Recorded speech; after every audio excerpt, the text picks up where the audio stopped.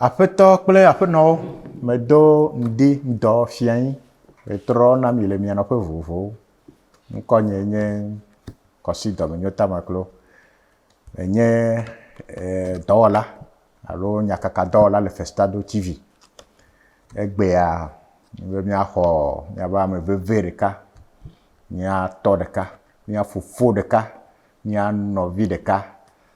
ame yi xe dona nukokui na ame ɖeka. Ye ame yi xe woyɔe be ŋkɔ le afi sia afia, ame sia ame kloe sene kpɔ alo dze si kpɔ alo ko nu ɖe be wɔna ɖe dzi kpɔ. Yemayɔ be ŋkɔ o. Vɔa ma ɖe asi le ye ŋutɔ ŋu be ne wòɖo edzi koa, ne ŋutɔ ne yɔ be ŋkɔ na mi. Ta mihe miaƒe to ɖe miawo. Nu yiwo ƒete he wɔm mi lea, mi ɖe asi le ŋu, mi tete va mia gbɔ ye mialé to ɖe mia ŋu elabena enu goɖogoɖowo dzadzɔ egbea le Festado TV dzi. Ta akpe na mi. Yo aƒetɔ nyemayɔ ŋkɔ o, togbɔ be menya ŋkɔ o gakea ma ɖe asi le ŋu ne wò ŋutɔ nayɔ ŋkɔ o. Ma ɖe kuku na wò be ma ɖe ɖokuiwò nu na mia, me kae nenye, fi kae wo dzi wò le o, ye me kawoe nye dzilawowo. Eme kɔ,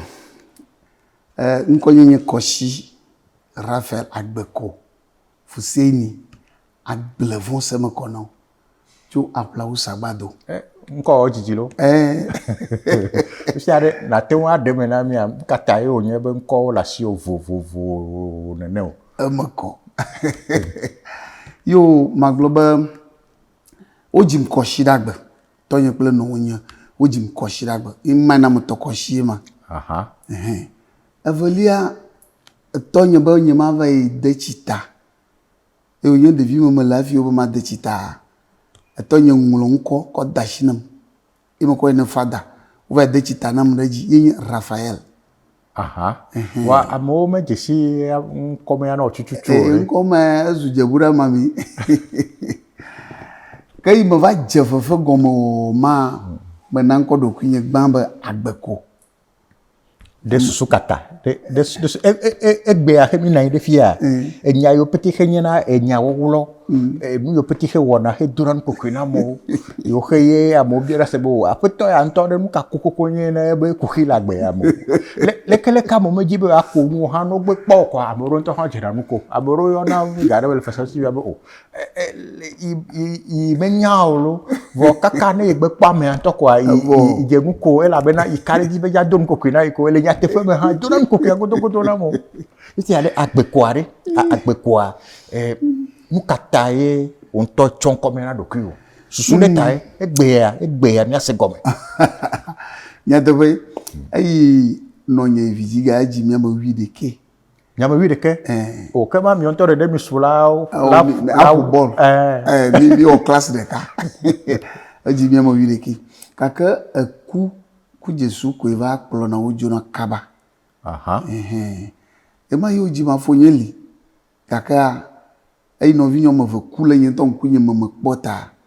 Eyi me yi fefe wɔƒe koa, eyi me na ŋkɔ ɖokui nye be Agbeko. Baba na mi. Eme le Agbekoa, nu sia ŋu nyɔnyɔ ge. Baba na mi. Baba me fa ne o gakea baba ko mi dona. Miawo kpe kaka. Yo enu xe ta ne tɔ Agbeko e. Enu ta me tɔ Agbeko e ma. Ta he yi dzia, eyi me tɔ Fusenia. Ya yi me dze fefe gɔme o ma. Me kpɔ le fefe ɖe me, Nigeria tɔ be fefe ɖe me. Ama tsɔ Awusa ŋkɔ be Bukari. Bukari ya nu yiwo mu la, edzɔ dzi ne ma le gbegbe. Ko me dzi be ma nɔ be Bukari ma ne. Ta yi me buta me ʋua mba awo, Fuseni ko ma tsɔ. Yi me tsɔ Fusenia. Gbɔdzi ɖi. Nya ɖe me le kɔkɔ nyuie ɖo. Miakplɔ be gbeɖegbe nɔ Nigeria Igbo film kpɔ. Igbo film. Ye wònye be aƒetɔ ɖe le hã nɔna Igbo film ame. Nɔna fefea me. Le nɔnɔmetata la azɔlia me. Ye miagblɔ be ye nye ame yi xe ye kpɔ ebe nu wɔna dzɔna dzi nɔ ale gbegbe. Ye wò hã ne dzi be yava wɔ nu si be hã nene. Vɔ fifia miawo pete me sua. Wònye be amea ŋutɔ menye Awusatɔ ye wònye o. Vɔa ye wòtɔ Bukaria. Ye be togbɔ be hã ye menye Awusatɔ gakea ya tɔ Fuseni. Nenema. Ma gblɔ nya ɖe na wa. Enya be zi gbãtɔ yi xe me se ŋkɔa be Fusenia. Mbe o. Muslim to ka le gbe do le ke. Mbe o. Eba peto ya no nye kotokolito alo no nye Muslim to wa ka fi wo se gbe do le ke ya. Me kona mo. Ta me no susu wa be gbe ka kokokoko wa. Ma va bien kwa gomese. E nkpola yo hele mi akpo fia chuchuchua. Me kari jibe mi o ha mi no mi aroki obi asigere. Be fuseni de ameya ho be nya fla wo nutu avo to fuseni vo ganye togbire le ke wate wanye kaka wo to fuseni na egbe au de me na mi ro ta na me re dia wa me he me po no me tata ya he wo mi le wa e no ba bia be ke ma e wo janya me gbanto ki he la be gbre na mo be egbe a se fuseni be nko go me o no mai yi ga wo ha amigbo me son fefe wɔ le yidzia afi nye fuseni egba aƒetɔ mantɔa yayi mi me nɔ gbɔ mi nɔ fefe wɔ ma eŋkɔe nye Ibrahim ko me kpe be awusa ŋkɔtsɔlawoa wowɔna ŋu fain lo gbɔdzire ne ma ekpɔ fefe wɔ ɖa le Igbo film etɔ Bukari ye ebe nudzɔdzi na le gbegbe ye wo ŋutɔ tso ko be ne ha ya wo fefea ya to fuseni godo ifia he wo nye be amesia me hela gbe ame ane wa wo nane ya e kona ngogbe dolare ihe ye wo jana gbagba be ya zo de pe afọ de pe o alo be afọ do pe o ne ha ya dengole nane wo me ya ene le ba peto ha ga to Ibrahim e jagbagba ne asichu jereka wu na kafu no mai kwa imo ko fuseni kwa ya ajuwa zonwu nko mamle yo ke mako o le fefe gbogbo do mo tro na nko nam patapata kaka agbe couple fuseni la etiyi fuseni fesa amado ko nya agbe ko nam dudo ko nya agbe ko nam etonya fisiare nko bubu de ha galea le fefe wo me nko bubu de galasi o to fona agbeko ple fusenia ihe nye nko de ha mo nyana wa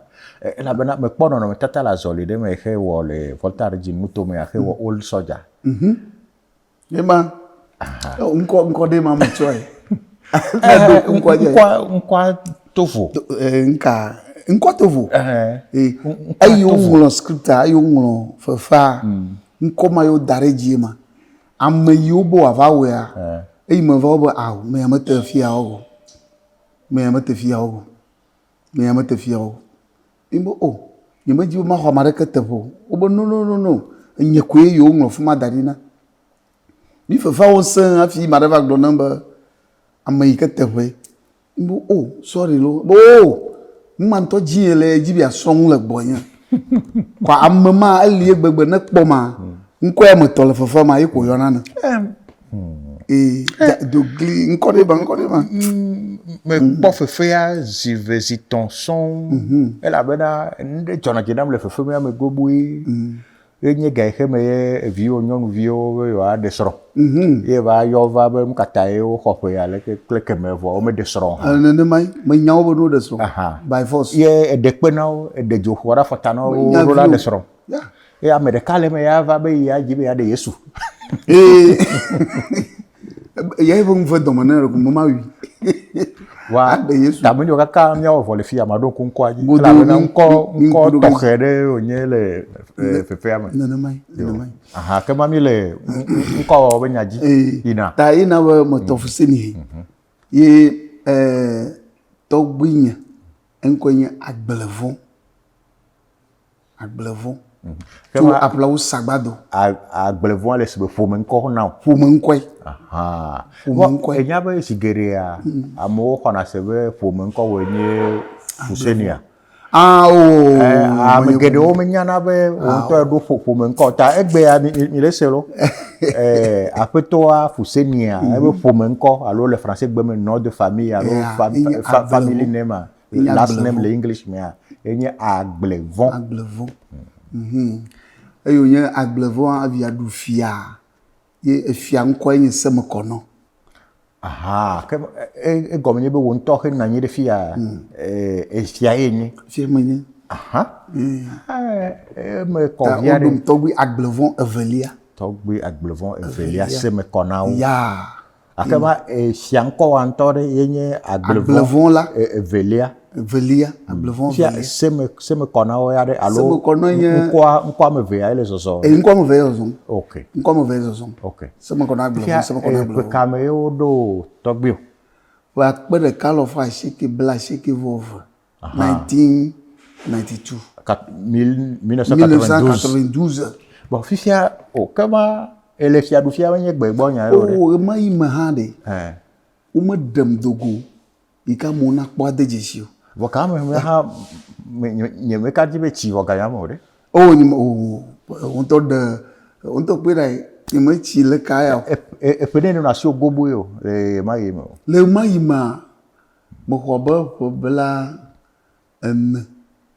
Eho ƒoma gblɔ. Exɔ eƒe blanevɔ le eƒe akpe ɖeka lɔfa asieke bla asieke vɔ ve me exɔ ƒe blanevɔa. Mexɔ ƒe bla nevia tutu awo. Meka ɖe dzi o lo. Kama Mava blo. ɖo la tsi wu leke Meɖo la tsi wu le ka. Mava blo. Nye mexɔ ƒe bla no. Me gogo bla tɔ. menye nye ɖeka ble o lo. Mava ble mi. Eƒe dukɔwo yiwo xe le ablotsi le gbe dzi le Fisia viwo miakpɔ. yo peti ye bla ɖe teƒe ɖeka le wo ble. Ala wo nya ne bia ma ale ma wa kɔnta. Kema Mekɔ calculatrice do dzi. fifia ɖe bubuɔtrɔ kɔ nyame na mi. Etsam va yi ami nɔ biɔ se be ɖe eƒe kame ye wo dzi wo ŋutɔ. Wo dzi ƒe akpe ɖeka lɔ fa asieke bla adre. Aha. 1970. Ok. Ta me nɔ suku. Hafi wo point wo do asi dzi nye be wo tɔ si be enyia va nɔ me ya teƒe. Fifia ɖe na mi le nyanya be wo dzi eƒe akpe ɖeka alɔfa asieke bladre. Bladre. Zi geɖea mi nya be ame yiwo xɔ dzina le ɣe ma ɣi me woa kɔ ku ɖe suku mayi kaba ta wo me ɖena le ƒea dzi o lo. O wo ɖe na le ƒea dzi o. Wo ɖena le ame wo ɖo. ɖe na le ƒea dzi o. Aha. Kema míagblɔ be menye eƒe akpe ɖeka alɔfa asieke blaadevɔ-adre miwo alo blaadevɔ-atɔ̃ miwo dzi o bladre tutututu. Bladre. Tututu. Ƒe dzi gbãtɔ ƒe ŋkeke bla ve. Yewo dzi. Aha. Mi kɔ si ɖagbe. 20 janvier. 20 janvier. Ah, Me dzama ɖe ŋu le tseki kpɔ. Enukpɔlawo yiwo pete xe le míakpɔa tɔgbe Fuseni be wo dzi le 20 janvier 1970. Ya. Ta eƒe yi xe dzava mega ŋlɔ be dzigbezã o ne zo bla ame ɖe wo ŋlɔ be na ame ɖe katsi ma gblɔ na mi le ho gblɔ Na ame ɖe menyo kase pe ko adzibosu. na ame ɖe menya wo katsi pe koa Adzibosu. adzibosu agatrɔ va o egbe ya nyawo le zã mi ya gblɔ Gbogbo ɖe. mía nɔvi mía fofo nukpɔlawo yiwo xe le Fesado TV dzi egbea mi xɔ mía fofo mía tɔ mía srɔ̃ mía xɔlɔ̃ mía tɔgbi míaƒe fia tɔgbi agblevɔ semekɔnawo velia ye mi le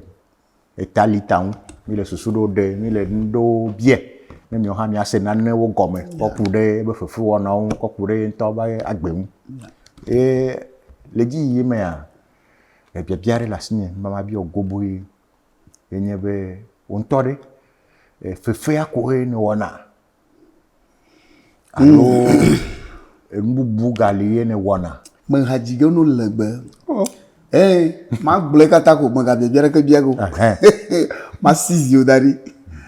Wo dzim le ƒe akpe ɖeka alɔfa asieke bla adre ale be mede suku le Ghana elabe ema yi ma menɔ nɔnye ŋuti sugbɔ. Nɔnye ŋuti menɔ sugbɔ le Ghana. Ta nɔnye dem suku ye ŋuti hã menɔ. Ema ya ezrana kalami. Esana kɔm. Ta menya kɔm babla. Kalami ko nye metɔna ɖe ɖoɖoa ŋu ta woƒona ɖe ta hã ɣe sia ɣi. Elabe gbã fefe dzɔna dzi nem. Me fena too much, me fena ŋutɔ. Ta eyi menɔ nɔnye ŋuti ta togbɔ be tɔnyewo nɔ Togo hã medze suku gɔme le Ghana. Medze suku gɔme le Ghana. Mede suku kaka va ɖo form 4. fɔ me dogo sukua na te ŋu abui na mi va Togo be suku te xɔ me game na mo ate se de ko nye me nya me o bon ma gblɔ be me de suku ƒewo le Ghana xɔ ne lia mi xɔ kpɔtɔe le ke ma gblɔ le junior secondary school voilà e ma yi ma junior secondary school ma li o aha ina be gbe be ngeke ma yi me nya le ke wo tsaka ŋu okay fifia ne wonye be xɔ wolia ya ne mi abui va Togo be suku le SS me dogo le SS aha bon ne mi abui va Togo be suku ŋua woa xɔ wolia ele nye 3e alo BPC aha yema fima me dogo le ma yenye kpɔtɔe na dogo ku ke fisha university be ayi official be ayi atenga yi okay ta me de suku do fuma ayi me dogoa me no ƒe me dzi eve ye me dze dɔ sɔsɔ dɔ kame sɔ radio dépanner nukpɔlawo ne radio be nya be radio gblea ebi le fukpo me tele dzara ɖo na mi wa me le fia de ko maga gbi ɖe dzi tɔgbe fose ne be fi ke mi le fia ne mi be kɔ radio va na ya kwa nya be radio ya kpɔ ɖeɖe ya yeba agbe wo ngeke ma radio dépanner ke me gali ke télé wa zra ɖo ta mai ma mi wɔna télé mi wɔna radio mai me be radio gama radio Lomé ye nɔ anyi ne ʋui hã wano Kylian fi Africa numéro 1 be game che yi hã ali Africa numéro 1 ma alo RFI yo ko nye radio ame tomi o ke no pa ko le na ga le radio kwa Ghana Ghana metaw ye ko nye radio no ye mai no yo le na kaka me de mo we sugbon me gere radio do me pre KPPP a ife fi va gba mi do o va gba nya be do va o lo mo be radio télé o ngu lo ngu kan le fuma le zandeka ike tija e ko lo ngu ngu lo ngu sumo o lo gbegble o che gbegble de ko lo gbagbe ina le me le ike awo do am de ma ton o lo radio ple télé o gbogbo lo kan le ho am gbere mi ha télé o ona la me menye jiji fe npo menye télé mi le go me yimi o lo télé nto tri aba khoya na lo akokweje go wu télé o de son babe de kam lem okay go ke do alulu kan klaja ke do no suire e ka tan go télé bodo du télé mai o lo ke kan le radio pile radio mo do de na pile angama adem ya ko dem no nyori pla aji ala station ya mo so mai ma kaka mo de mo no yi jiro hore ka ko mo yo lo ngo le fima kwa apato yin va plom dare amabu bo la Ghana to bu fitu ya fika e soro doale Togo aha o bojiri e we a de school le Ghana kaka ya university vo e jo le Ghana zon c'est anglais des anglais school vozon va le do soro le Togo le français jume oui je fais ça oui ne ma la ba mino deto mino bitinai batoma deto ta Togo le Ghana ma do jijo e mai ma anya fi kenye de ji han que de ganji le apoatara yo ko bla ba deji e pa le po de mio ya anya fi kenye deji de ko no yin ko akli soja ko anya be do deji ma soja ga la fi mi ra ko anya be gere Togo me ma ta mi na pendant fa le do so so me ma iga wa onya de vie ko nya ta onya re kamali le mama nyembo wu don ala ba fu pekpekple ŋu dzanyi le 1983 ma va pere kalo fashike bla enyivo toma yo nya Nigeria to gere yin do soso ma me nya view adefu do wa ma va no nyi ale na wa so de han be nya ta ma va dashi donkra va wo smogli ya muka chuchu wale smogli ya mi jena petro vajana yema mi kona crazy adu de kushima adang na kushima ko lo crazy akore ma blanc ni fine ade gagba akọ baba me egbe ya o le budajira ore to buda o le fi ojinya kura e kuma hagbla ta mi koni tuna divana fi he was smuggler e po video le me smuggler mu tu mi lo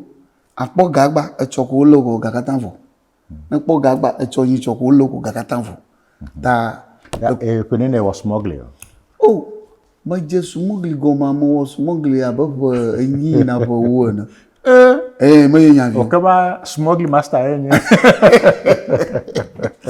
o wɔ smugli wɔ ŋgbegblẽwo gidigidi lo me ye nya vi lo me wɔ smugli bon me Petro alo Crazy ɖeɖe ko me ku va ɖo fi ɖe me kpɔ gavi ɖe kɔa me ƒlena vɔ tso Ghana me ava sa le Togo Avoka Ghana vɔ mɔ kete GTP o miaba vɔ yewo ko menye kete o ale me ƒlena jeans pantalon kple va wu akɔ yi Ghana ava dzra le Accra o kama zo business me gang ge ɖe business ma me wɔ kakaka yi hã lele sɔdzɔ na lo ko axɔ asi o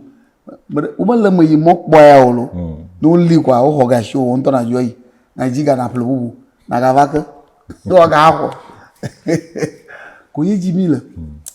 me wo ma ʋu va ɖo fi ɖe be no ele be ma asrɔ̃ dɔ me va da asi ma ŋtsi kura kɔa dɔsɔsɔ va ƒo ɖe tame ne me va de ɖokui dɔ me masrɔ̃ dɔ me me srɔ̃ ya nyui ɖe ƒe wɔme 4 me dogo me srɔ̃ ya nyui Gama ere gano na smuggling awa alo me nɔ smuglia wo vivi ko nɔ vivi dɔ me kono yi endu. smuglia me hã me kpɔ nyɔnu le de Aha. Nyɔnu hã wɔna smuggling a. ye hã wɔna smuglia ye hã wɔna smuglia ko mi me va mi le mɔ dzi Ame ɖe dona alo be xevi yiwo xe to aʋala ɖeka. ɔwoe zɔna le ha me abɔbɔ kple akontoe ko mi wo ma ʋu kekeke va ɖo fi ɖe srɔ̃nya va da asi smuglia ŋu elabe lele kple ŋutɔmɔ eɖe asi ŋu ko ya va nɔ agblemenukuwo dzram bli akɔɖu kple atɔtɔ ŋuwo dzram koa nya me nɔ yi nɔ gbɔgbɔm mi nɔ asi trɔm ŋuwo ŋuti vivi nya me henɔ dɔ me yi me kaka me wu dɔ ŋuƒiwo kɔ ema mea hafi ma va wu dɔ ŋu kɔta mi dzi vi wɔme 2 nyɔnuvi ɖeɖe 2 ye mi dzi Na te yɔ ɖeviwo be ŋkɔ na mia. gbãtɔ nya hoe fa nyɔnue ta aƒea fa ale be mi henɔ dzi nɔ baɖa ɖe ŋu kɔa eye mi dzi vi gbãtɔ mi na ŋkɔe ba hoe fa ale be velia mi va dzi le nye ŋutɔ azãnye gbe kɔsi ɖa gbe ye hã ga he nye nyɔnuvi mi na ŋkɔ ye hã be Akos wo keke wo li fifi le Okay. le ema mea eye me wu dɔ ŋua edze be ma va wɔ dɔ kɔ tɔɖia yɔvi nye ɖe ele Accra eva be yiƒe dɔ me yiwo lea wo masrɔ̃ dzim ŋkata me srɔ̃ dɔ ƒe le fi ya me wo va kplɔ yi Accra fi ma me va yi dɔ dzi le ma me be ame wɔme 5 blibo to asi nye me srɔ̃ dɔ le gbɔnye wo hã le wo ɖokui si fia dɔ Aha. wo li gbegbegbe Même attention. ye nye hã me fia dɔe Dzagbagba. Kama etsuxɔ gãgãwo xe le Accra fia. me ye nya vi o ye me yi hã menye exɔ dɔmewo mi tu dɔwɔƒe gãgãwo usine gãgãgãwo ye me mi wɔ dɔ le mi do mɔ hã construction me va nɔ ta mi dona mɔdodo mi wɔna gɔta mi tuna sukuxɔ tuna kɔdzixɔ tuna dɔwɔƒe gãgãgãwo ye me nɔ fi ma Fifia ɖe nu ka eva dzɔ. le ema mea eyo nye ɖe me dzo srɔ̃nye gbɔ me nɔ yi nɔ ga ɖom ɖa ŋdɔ nya nyɔnu ƒe nya eye mele egbɔ o ta fiŋu va ɖe fu ne ko miame va mi dzo va kpã mi kpã kaba Fia ne me se gɔme akɔ nye be mega le ame wɔ edzi wa. mega me ɖevi wɔme 2 dzi ko mi va se o ɖeviwo yiwo wo yo metɔwo dzi ma wo nɔ dzodzo be ya be dzi le fi bubu be ya be wɔ ame bubu nu le mega xɔ be ya ɖo agbeme nyawoe. Ko ema mea menɔ dɔ me le Accra ʋu heva gbɔ va me gbɔ va nɔ aƒlawu fi me megakpɔ nyɔnu dzetugbi aɖe fine ye kple mi ga sa ɖe dzi ʋua mi ga va dzi nyɔnuvi ɖeka hafi me va tsi kpo dze concert me koŋ. Ok, kɔdzi ɖi. Kema ne me se gɔmea edzi nyɔnuvi ame 3. Si geɖea wo gblɔna le ʋewo me be ne ŋutsu gbevuwo nɔna nyɔnuviwo dzi lo. Ale ŋua le fi nenema ko adzɔ ema. ne ma ko ha ko ge ba me gbevu me ya vi wa za ba gbevu mo wa ne jo gbevu jora me ju gbevu ave OK là où me dit non vi a fi me va geje conceptement fia lekeye nu ka eva jo nu ka eva jo ka fi wa nyebe wo bigla smogli wala hoho nu ka atenga va jo kaka na da si le bigla don wo henye bigla mega kaka ye dosrovi attention de toi si o me ho to zu e to fito nu ka atenga va jo nene kaka he va trogbo va plawa me o nyebe na va da si le bigla don be ya no ko kidona mo bo mu ai mo gboto akrava le blaude mo va odora ka vetoro kwa yo nya na le mia de abobo mo no enyenya kwa mo va le abobo de mo fufu abobo de mo yo na ba gota cho beni wo cho beni o va dune mi le blau kwa mo le mo mi wona chan yo mi wona mi va wona concert la chan o de mo kwa nya mo va no concert won la a chan o de mo imo togbi gawa ma imo shimu da nto wo togbi pa ye ma de kpo amene kpo ma elifia enko ya Elder Chris ye azu ma udola ma uyeta azu ma udola elififile Elder Chris yi kpo ngba levia jagba le concert wo mo lo yo ayi no ava o concert na yo e ma odo abobo concert abobo le pla udo ama o yi na moji gbona nya imanyo ko yi me yi da fi magbe o peut practice alo entraînement o ko te pode na mo we pian o ga ko bubu na mo we ko bo wa me ya elo la emoji play yo yi ma yi me Antonio do la il faut le dire tu oublies ma ke do la to va do yi ozo kwa e ma ma in fact o va dama do dadi kura kama he o de kava était dans les ame doli amamene même ne son amamene yire ka bondoli amamene e jawa kwa e mai ma odo moji hafi o woni abale ase ko vivi na woni a o concert le fi nko ifi ne mo woni e bo le nyate pe me a le blema me mi wa o nyemnya na wa yo ha be blema le ma o me o yi wa video alo jijipe npo mo me li ya le ko mo bo ame ke bo ko mo tele le a gato ganga we mi e o wana be amo o wana fefe le juju o me voilà ba mo na be po garo mo na be concert alo cantata ima nko le si vous le vraiment cantata concert ko e odo moji ya fi ko e me ya o ejo jino kwa una magere moji ya majireka komi moji ya glomala fika wo bi yo le mayo e mi jagoma mi de denu Ghana mi chufuma mi de adina e fika le keta moji ne ina la nglo pajia futa mi da dina cho dina mi da goko cho goko mi de keta joma nto keta joma mi ga ba yire abuti akobo mi va ire tegbi ya e mo pete majiji fi aye ga don ko ji nene se be choke va ye no ajo 1990 venya ya global 1990 venya ya global menye be gbonya o cho ni di chafumo kaka anyanwi volta to shishigan fi o va gra chafumo la fi mami ve ton do fi trop gbova ko le moji kaka aya gbom la ba mi cho yi de denwa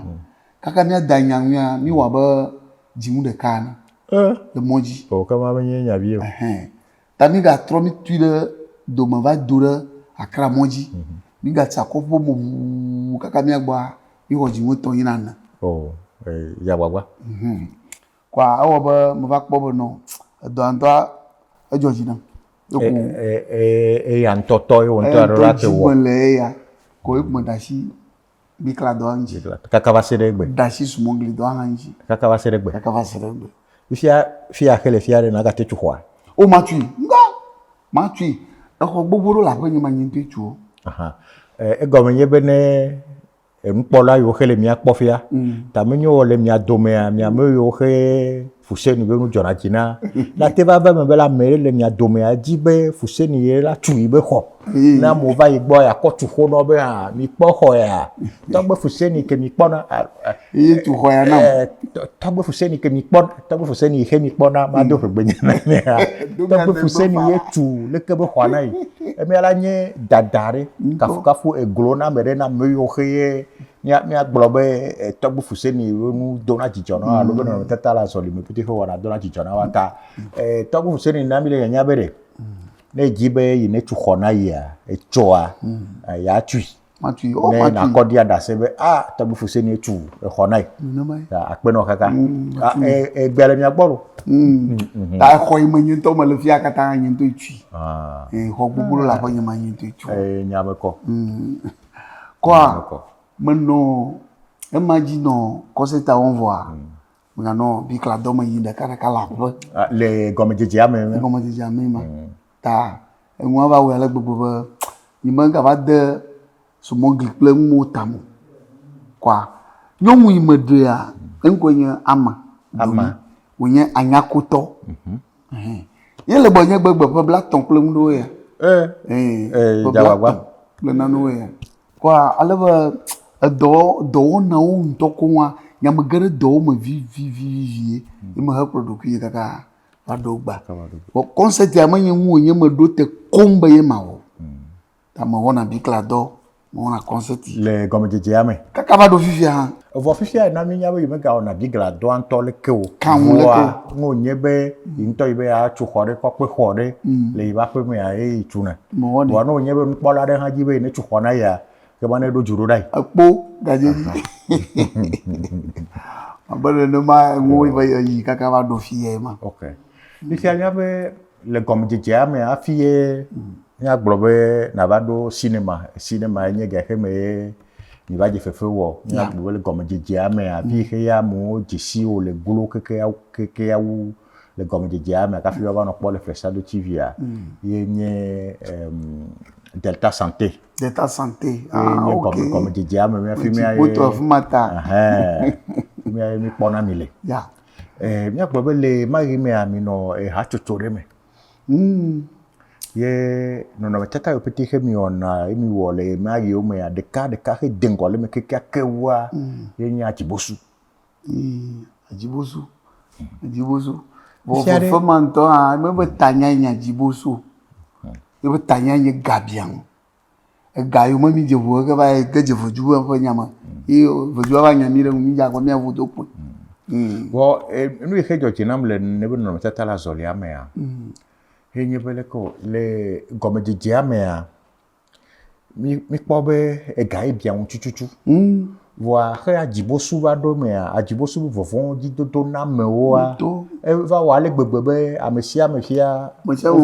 wova ŋlɔ be gabiamoa ya koŋ adzibosu hakɔ gava nye ŋkɔ yi xe wole yɔyɔ nɔnɔmetata le azɔlime kawoe mi gawɔ le ɣe ma ɣi me ɖeka hã le me xe nye vevitɔ kekeakea ye nye aŋɔkuku ye ko amewo nya koŋ aŋɔkukua aŋɔvi ɖe ko me ku lo ye he nya kɔ ɖi vɔ ne miato nyateƒea le nu mia me menye aŋɔvi ye ku o aŋɔvi vɔ eyi xe vem le mea ye nye fi xe va ɖu folie be kɔŋua le nɔviwo nye folia fonye ye folia yina me ɖu ebe ŋu o menye hã be ye tu edɔwɔame ye he mo katã fifia xe wɔ va me ɖe ƒe aƒe me wokɔ ɖuɖu da ɖi ko me nya me xetɔ ko me dzi asetse ko asi ko klɔ ko vɔ edze bo ɖe ŋu medzo bia ta wo be dogo ya gbadzo le gbɔnye afifia susuwo be nye be yi wo ɖo agba da ɖi na medzo kpɔ ŋua ko mezu nyia wodzo kalamitɔ me ba ok ke medzo kɔ ya nɔ yi me gbɔ ko vɔ wozu agɔme dze le nene be nɔnɔmetata le azɔlimea mea ɖeka ɖe hã gaɖe ƒo na ma ye nye fi xe tɔ sokla le kɔ ɖe kuku me ha me zɔkla ɖe me bio ye kɔ kuku akɔ ɖɔ amu bona ɖe wa be yo aɖu bli mumu aɖu dɔme no ina me tri kɔ ɖe kukua me he tsɔ ta ne me se gɔmea wɔ ya le fafa na we me fafa no amu be aŋɔku me le nɔnɔme teƒe ɖe aga le nɔnɔmetata le azɔlia me xe ga ɖina nu kokoe na mo fi ya xe ye akple ɖaɖa ye no akple da àwọn kuku wa pa maji ko ne le akple da he la akple ada fia enu he de funam le me no akple da afia modago ye ko avova ko tio na wo nto kple akple da zia akple da zia akple joa ye wo la voix gome le fiao o ma do ye fia mo amoko o ke kum ga fafana akpla ma bio wa ba no ya gbo ma kene yo adu ko no du ya dom aba do na bu ko la be ewe ga ofutata e mo kwa vo choni pe super zozo na livire jo bo voito azuajo nyama zuma de o eji yo ya yema bon maga troi magbavie e po a ya yema no fofa wo ha bobo ma mami no moji no bobo ma abobo vagba e yo gba mo va osusu hubo ma do bobo ma mo gere bobo de ma abobo gba to e mo no enya adoji e ya vagba mo va gere bobo ma enya kukweli ya maso ro va domoda ala ba le ke mo nwa o le groupe ama o va pe bo no ama ya ji yo la ya ama ifo mo mi nwa la ama ba bi ado biro le suba ama na le fon de nwa wa le fon de nwa ko ni mo no yin gbe ma gbo ka ko ko do fofo o fiala fofo fiala ko ama na de groupe ave ya ba jagla ngata wa konya akodo fofo fiala kwajiku e bien woni do mo vi baba gbo dako plewa mo nya o dako mu nyimalio dako pla mu fanya ndo nya nyimalio ko e ma ya gbe no revile mo dako pla mu afi nya mo buju tu apo mo yina ba mai entraînement ma va e mo yina ko mo vai dogo gbe no revile moji nke jo abo do mo ifi ma ya do yin fuga correct ni ma tromi jo nke jo afi wa ko nya gboro na ba nyi chi nya jo o ago kamaje afi ko nya de na ko na ma tro tanye plak bano ke viva osusu ba do fofo ha bobo ti ma nyi to mo nan kwe ba nu bueke konda da magali fi on bubuke jiro magali fi on bubuke mo to bire ke magali fiare mi pla me opite he wo fofo ava yemi ale ne nebe ha chuchu amere na te do nku jina mi de kare ka pele mi ho va trosu egbe me yo mi wo egbe to afia mi pla me yo he no ne nebe ha chuchu ame bu ke be ha chuchu ame la ya o chuoli gbogbo to li amado ku magala mi do mo o tro megbe e gboro mo la fia yo mo ne fa no ai mo wango kukua amene wo vinya nyong via magali egba ai mo wango kukua nyong vide mo va anam apono ba makoy na vinya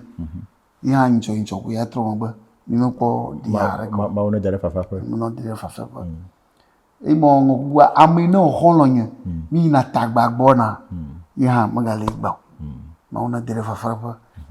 ayi mi wo ajibosu amina wo fia la jibosu ama ya magalio won da ya ha fa fa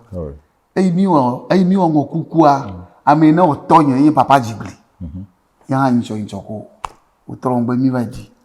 won da ya ha fa fa ayi mo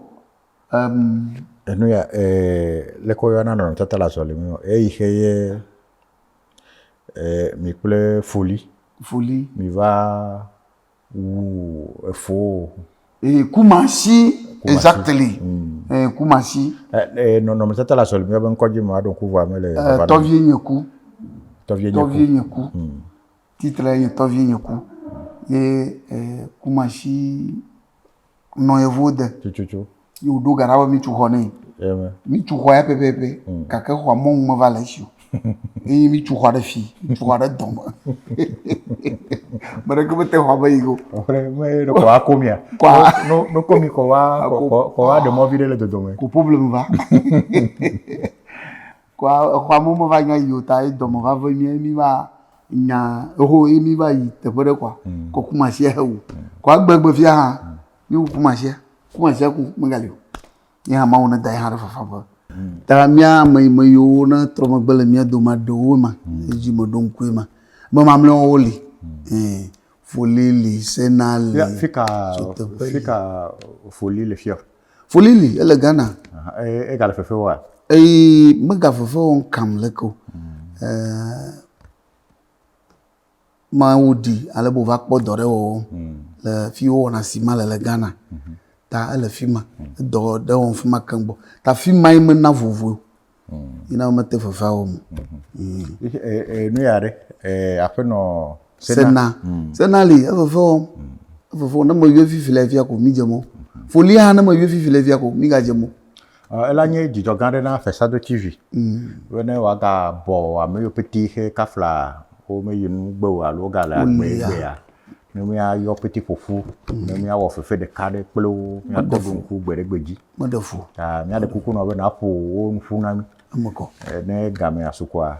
ma kafo ma do juro da amoko tisha enya veve de kai he npolo wa no asinye npo be ma bia enye npo bia wa ni be togan toganli domade ko odi ho be togan ku toganli eje doye amagbeto le khema dola me ekunya mo futo banto fi shafi ke me le je do kwa avo azu ngbubu kra ta togan eje do be ka raya vie ewe la mere ele woni o vi la ma woni gada me bayi me se wo nuna na wo na wa akplo ide konganji na wa trasile unde wo fidia o nuna ha ma ba ma da pe na mo una mi mai ma me da pe no nto o jagbagba amo buta mo tu mi enchi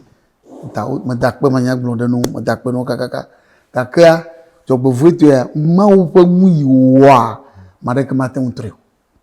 ina ba toga je do ha ai konji mi me de di po re ma globo to gwa kata me da toga di po ama gbeto me da toga di po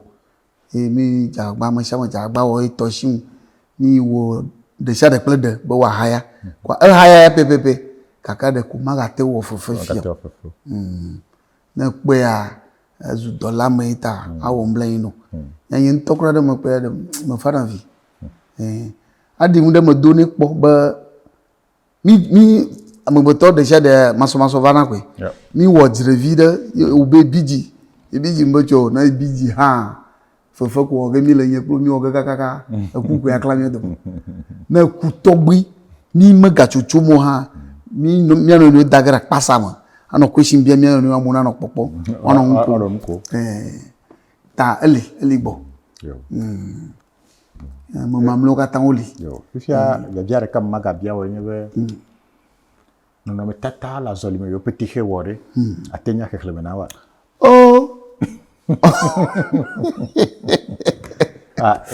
jibe agbo no tokare no ai dapango lagbo mata ai dapango trobo ga vai dapango ake na te don ku de kada do be tanya jinami alo be titre français be wo be titre alo be tanya de ye to vie nyaku ango kuku buchoma po twena mau chochoke hia gabian tonyeko alo ajibosu gabian we ajibosu tonyeko me mo soja hohwala jojo fufuli gbogbo de oyola chochoke hia na pongi mo wala mari yang gbegle ku mo na gbegle ku mo na la fufuma mo subo mete unkudogo gbogbo kataji mi o telefone akpere ka petit heba o le Fesado TV Fesado TV to ya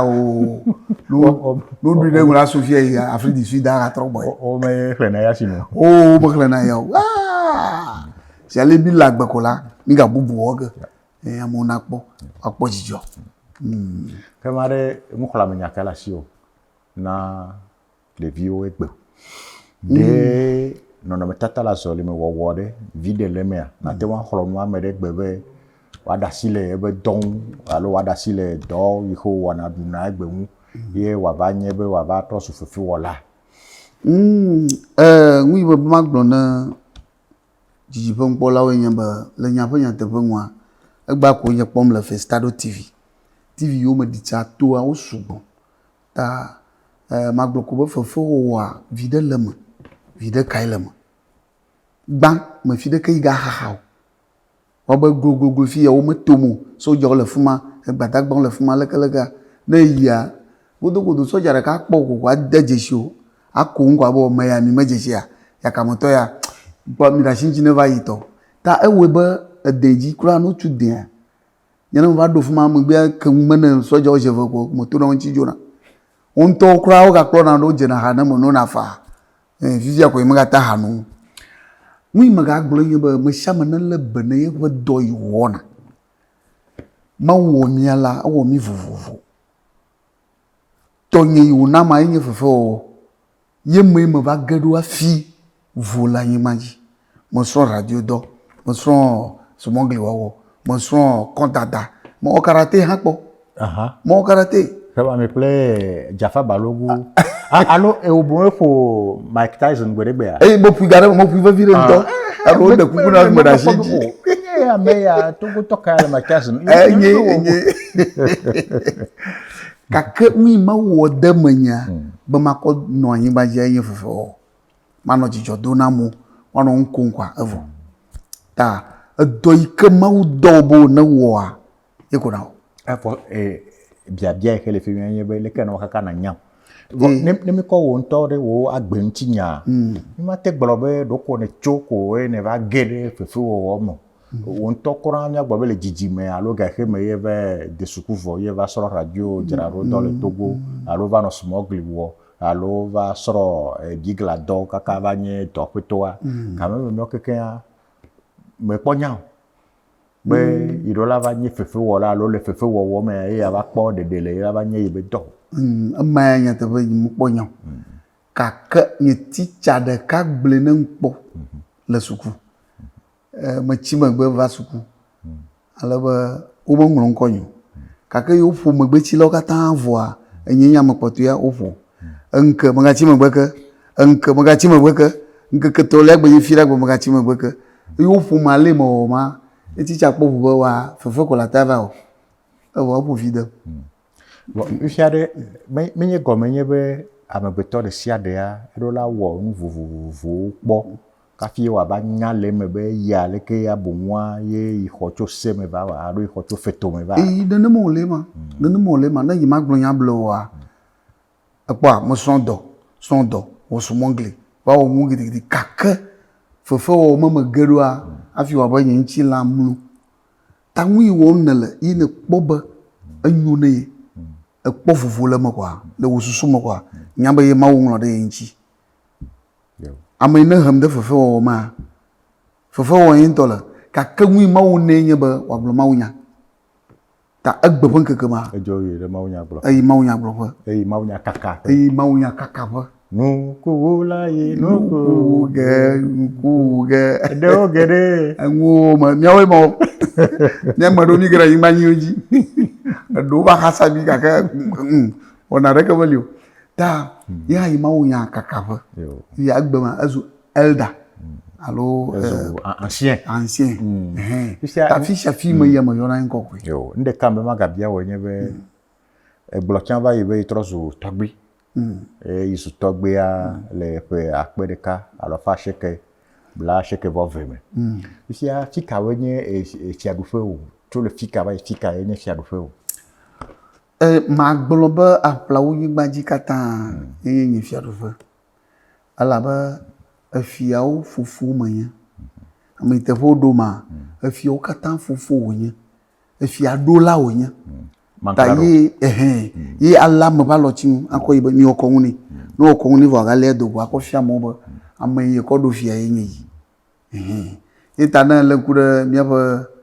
sagbado fiaɖuƒea ma ame yi ne trɔ megbe va yia nye ŋutɔe va yi dzia me le elabe nenema ɖewo biana ƒome abe meka mi kpɔ no tɔ sia ma dzi kɔa wo yina le gakplɔ yi woawɔ kɔnu ne wɔkɔ ŋu ne kɔa wo ɖe ga do go efia be me yi ɖo yi ta ne eli o meli o ya ɖo la wɔ dɔ ne ya ŋgbegble wo fia no gble ne ko ele be makpogbo akankumeni akankumeni ta plawo nyigba dzi katã yi fia do ƒe fifia ke le ƒlawu nyigba dzi gblɔ ɖe minya be ƒlawu le Togo me ƒlawu le Ghana me gɔme nye be ƒlawu xe yɔe lea aƒlawu katã fiaɖuƒe wòtso le Togo nyigba dzi kaka ge ɖe Ghana me tso de yi Ghana nyigba kekem fi sia fi eɖufia ŋutɔ eɖufia eɖufia eva fiaɖuƒe wa keke ekeke ta fifia biabia susu aɖe xe me ma bia woa ye le nye be leke ye togbɔ be nye tɔgbi voa le ve kɔnu nua na me nye tɔgbia bubu tɔxɛ ɖe nɔ ne ŋu vɔ leke ye nye tɔgbi voa ete nɔna fefe wɔ vɔ mi nya be le fefe wɔwɔ mea gaɖewo me woa wɔna ɖewo alo nɔnɔme ɖewoa meva dena bubu tɔgbi alo fia nyenye ŋuti o vɔ leke ye ete gblɔe kple efianɔƒe vovovowo alo leke ete gblɔe kple ame yiwo xe le gɔwome alo ame yiwo xe ne nye fia na alo fia subɔ alo fia xe nye ame yiwo pete xe le gɔme na o alo míagblɔ be dukɔmeviwoa leke ye wote se ɖe gɔme na o be o yewo tɔgbi ya yewo le hehe le anyigba le fiya lekea yewo tɔgbi ya yewo le haba le fiya lekea ɖe meɖona meɖiɖina efiaɖuƒe alo fiaŋusẽ wa kpɔtɔ wa meɖiɖi ya kpɔtɔ egbɔa ne nye kapenta yewo dzi wo dzo ɖe agbe woyɔ wo be kɔdzo le aƒe me gake ne va srɔ̃ kapenta dɔa wonɔ yɔm be kapenta ko kɔdzo ŋkɔa bo ye me sia me nya be kapenta wo yɔna no ye wo va le wo de vudu me ye wo trɔ ŋkɔ no be ŋkɔ nya gbodzi si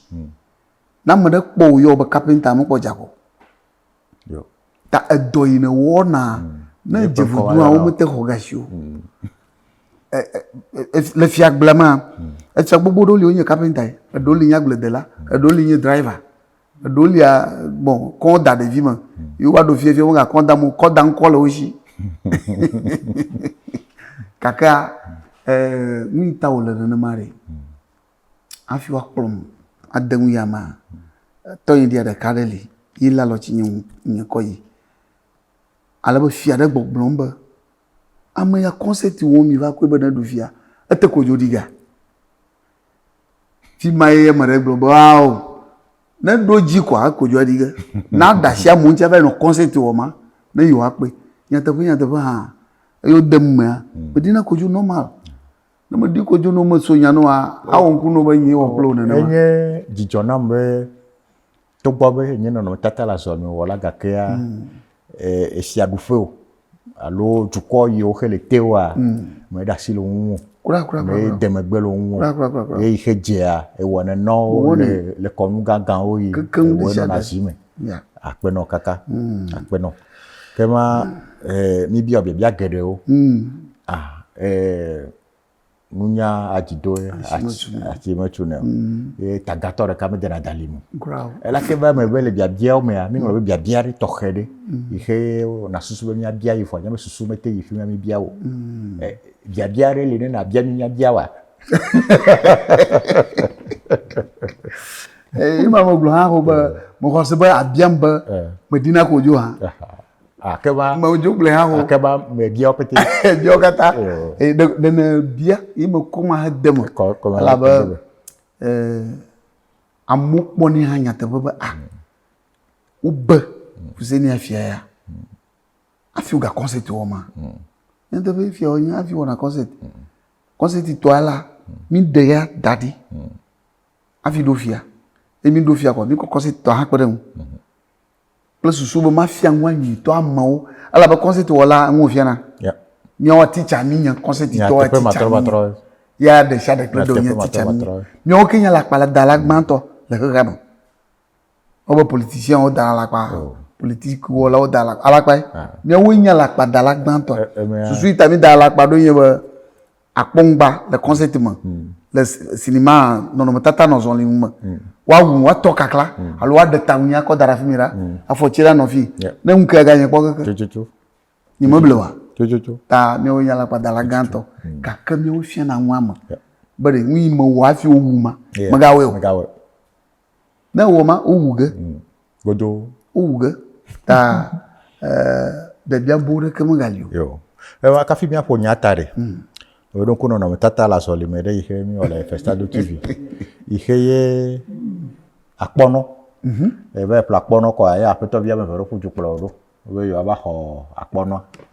He va ye kɔ akpɔnɔ kɔ wlɔ ɖe gagba gɔme. Yema. Ye va gblɔ na srɔ̃ be ne gblɔ na wo be yi dze dɔ. Game ne woagbe dzoko. Wadzo. Ne ma na wo akpɔnɔ. Ye le akpɔnɔ miabe nyame kakakaka ɖoko kɔ ve ɖi. Awo. Edefu. Ko ɖe enyoa. Enyoa. Awo, akpɔnɔ ɖe. Mede atsike me. Tsike me de me nyere kako ya ta ɖui. O ne vɔa xe wo trɔ megbe wo ve dzra wo ɖo vɔa wo va ɖui naneke me. Aye me wo dzra no kwa nyama tsika perme. Tsika gble. Yo. Nukpɔlawo aƒetɔ kple aƒenɔwo, se be leke mi kpɔ nene egbea mi xɔ mia tɔgbe, mia fofo, mia nɔvi, mia nyuie, mia be wɔfa. Tɔgbe agblevɔ se me kɔ na wo, evelia, yi ke dzi mi ga dana ŋkɔ ɖo be Fuseni alo Agbeko. Ne be ma yɔ ŋkɔ vovovo yo he nɔnɔ si le nɔnɔtata la sɔlime. Etsɔ di hã me kpɔ tso le fi o. Ta ne ma te de mɔ be mia tso le fi ya, ne di ese be de eta ƒonya ka le sio. Ta ne na mi ta ƒonya kɔa, kema ne mia do baba yi na mi o. Yo me da kpe nya ta ƒonya le asi nye be me sia me ne le be ne ɖokui. Hehe ya me ya la ye gbegbe ɖeke meli o. Me ɖeke meli kɔkɔ wu nɔvia o. Ne kata ɖe ko mi sɔ elabe nka afɔ ade ko nia di ge. Ne ga kɔkɔ mbi ɖo wu hã afɔ ade koe. Ne ga kpokpo wu hã afɔ ade koe. Ne kpɔ ga wu hã afɔ ade koe. Ne ga bia wu hã afɔ ade koe. Ta mia kata mia le be ne mia ɖokui. Mia le be ne mia nɔewo nyuiwo wɔ ehia. Ne ame ɖe dzi via ne hi le Mawu vɔvɔ me. Elabe wo hem le Mawu vɔvɔ me. Yina be ŋu yi mu nenema. Ate kpɔm Mawu vodu ŋu le afi ɖe gake mefia be ŋu nɔ menye o. Ate kpɔm Mawu pastor le afi ɖe mefia be pastor menye o. Ŋu menya ye ko menye. Woya la ŋu ne nya ye ko nenye. Ta be sia me na le be ne ɖokui. O le be ne va zɔni. Lɔlɔ yenye ŋu gãtɔa tsɔtsɔke ŋgɔmesese. Evo. Mitsu lɔlɔ va ƒe. Ta be sia me ne lɔ nɔvia kɔa